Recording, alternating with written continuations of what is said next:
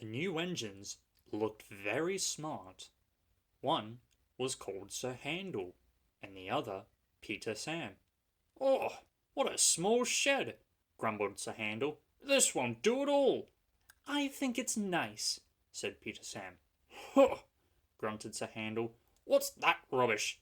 "Shh, shh," said Peter Sam. "That's Skarloey, the famous old engine."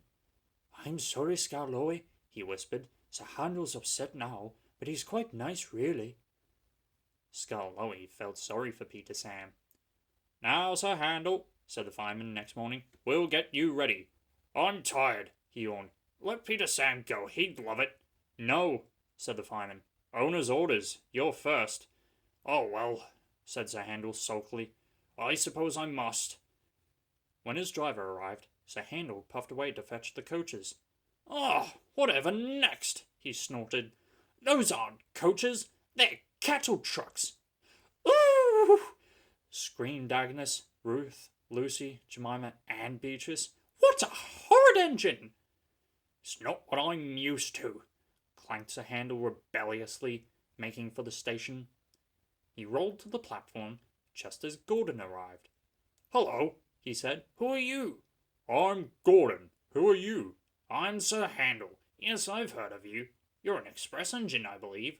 "So am I, but I'm used to bogie coaches, not these cattle trucks." "Do you have bogie coaches?" "Oh, yes, I see you do. We must have a chat sometime. Sorry I can't stop. Must keep time, you know." And he puffed off, leaving Gordon at a loss for words. Come along," he puffed. Cattle trucks, grumbled the coaches. "We'll pay him out, we'll pay him out." Presently, they stopped at a station. The line curved here and began to climb. It wasn't very steep, but the day was misty and the rails were slippery. "Hold back," whispered Agnes to Ruth. "Hold back," whispered Ruth to Jemima. "Hold back," whispered Jemima to Lucy. "Hold back," whispered Lucy to Beatrice, and they giggled as Sir Handel started and their couplings tightened. Come on," he puffed as his wheels slipped on the greasy rails. Come on. His wheels were spinning, but the coaches pulled him back, and the train stopped on the hill beyond the station. "Oh, I can't do it, he grumbled. "I'm used to sensible bogie coaches, not these bumpy cattle trucks." The guard came up. "I think the coaches are up to something," he told the driver.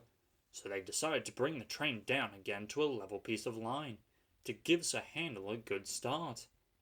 The guard helped the fireman put sand on the rails, and Sir Handel made a tremendous effort. The coaches tried hard to drag him back, but he puffed and pulled so hard that they were soon over the top and away on their journey. The thin controller was severe with Sir Handel that night.